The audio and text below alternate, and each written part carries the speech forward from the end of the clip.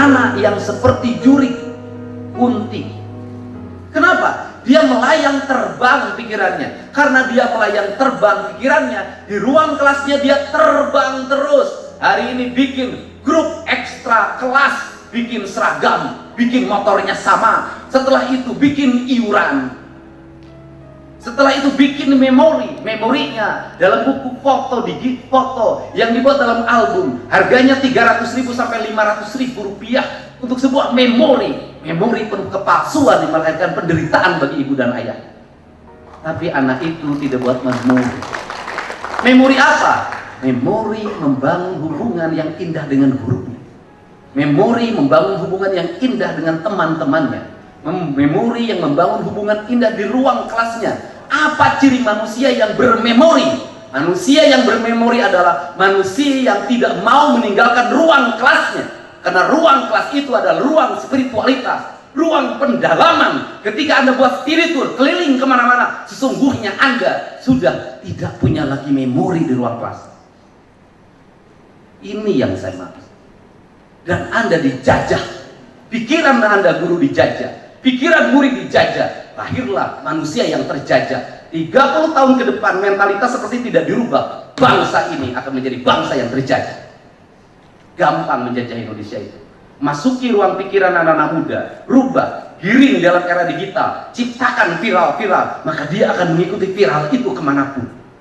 Dan orang kalau tidak mengikuti viral itu, ketinggalan politik, ketinggalan informasi, ketinggalan zaman. Ini berbahaya. Andai kata media sosial dipegang oleh orang-orang dengan kepentingan yang tidak baik bagi negara, maka rakyatnya akan mikir. Itulah saya dulu memutuskan buat media sosial. Saya akan membuat media sosial yang berlawanan dengan arus publik. Saya akan membuat media sosial yang apapun itu adalah pembelajaran, yang suatu saat saya harus mengendalikan pikiran orang dengan tujuan yang besar, yaitu kepentingan tanah air, kepentingan pendidikan. Jadi kalau hari ini gagasan saya tentang melarang studi tour, gagasan saya, kenapa saya melarang studi tour? Gak belajar, gak kuliah. Kenapa? Studi itu pembelajaran, tour perjalanan. Studi tour adalah pembelajaran yang di dalamnya melakukan perjalanan. Studi tour yang terbaik adalah Isra Mi'raj.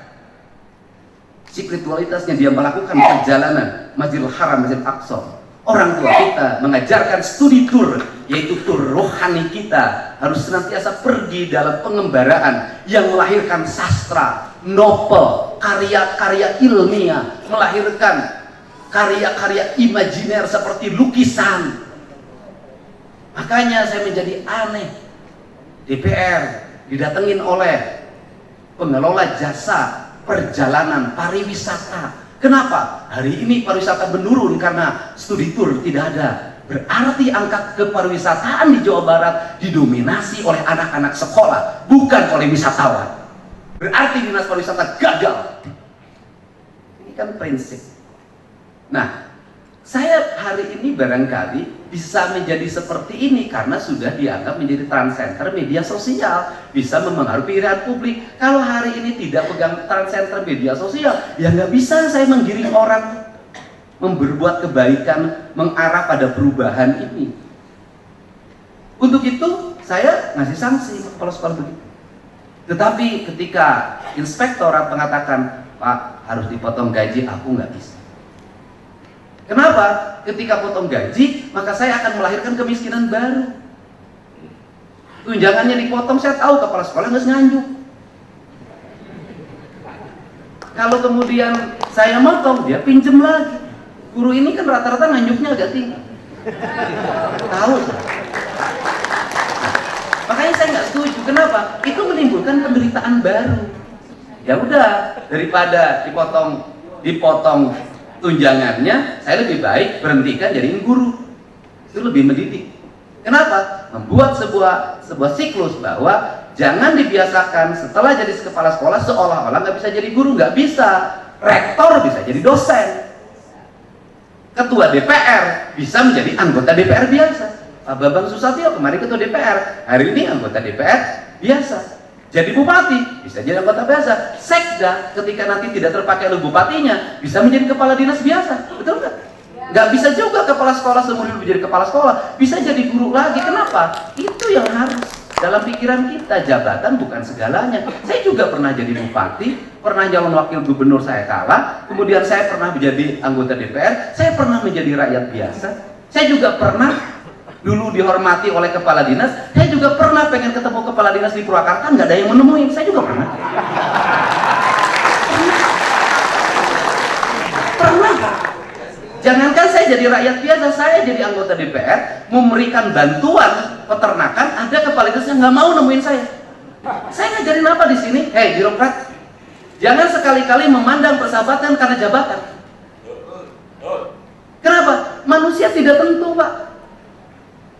Orang nggak bisa diduga zaman sekarang ini. Zaman Pak Harto bisa diduga, Pak. Yang jadi bupati siapa, yang jadi gubernur siapa, anggota DPR. Zaman Pak Harto, zaman sekarang nggak bisa diduga, Pak.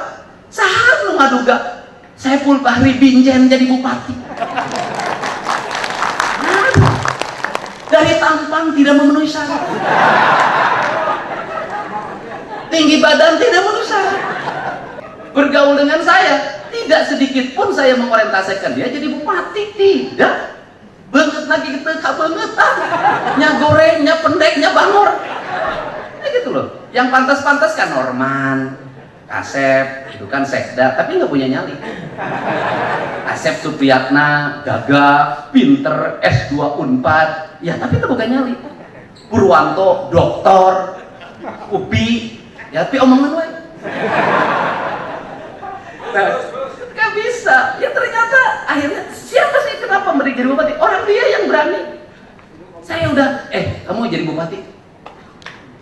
Saya jujur aja yang dipersiapkan jadi bupati waktu itu siapa? Norman kok.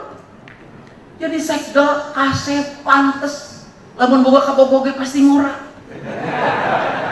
Pasti selektif. Saya nanya ke Norman mundur. Saya nanya ke Asep Supriyatna langsung hitung. Pak, mobil harganya sakieu, 5 sakieu. Aset total saya teh 5 miliar, Pak. Pokoknya kudu dipakai kabeh. Bolak-balik, aing ngomong Gusti Allah teu boga keyakinan. Ya ngomong ke Purwanto rada jauh. Oh, tuntungna hese. Mun Purwanta mah rada babari. Nah, akhirnya saya nanya ke dia, geus eueuh maneh nyalon bupati, teu. Ai urang pantes teu, Pak. Teu pantes kan. Ya sudah, tapi karena dia punya jiwa persahabatan, karena punya jiwa ketaatan, karena punya jiwa patriotik, apapun yang raja katakan saya akan mentaati. Apakah punya duit? Kenapa lah Rita ke 150 kayak bagi 2 aja murang sarusan sarana. Ya dia jalan terus udah mukanya pucat keliling mukanya. Biasa bangun jam 10 sekarang bangun jam 4. Buk sakieu kudu dipotong, kudu make peci. Saya sampai merumusin bajunya aja pusing. Pasang pakai ikat, pasang di billboard. Cek Asep Supriyatna teh, asa teu pantes, Pak. Cek sia cek aya heuh teu pantes. Ganti-ganti peci pakai baju bodas. Nah, ieu mah rada pantes. Nah, Purwanto cerita terus kemana mana. Itu kelas menengah, Pak, menolak. Aing mah cai teh. Gitu loh. Nah, akhirnya ya karena kesetiaannya itulah dia jadi bupati. Jadi dia jadi bupati karena kesetiaan, bukan karena kemampuan. Tapi ingat, di atas kemampuan ada satu, akal budi.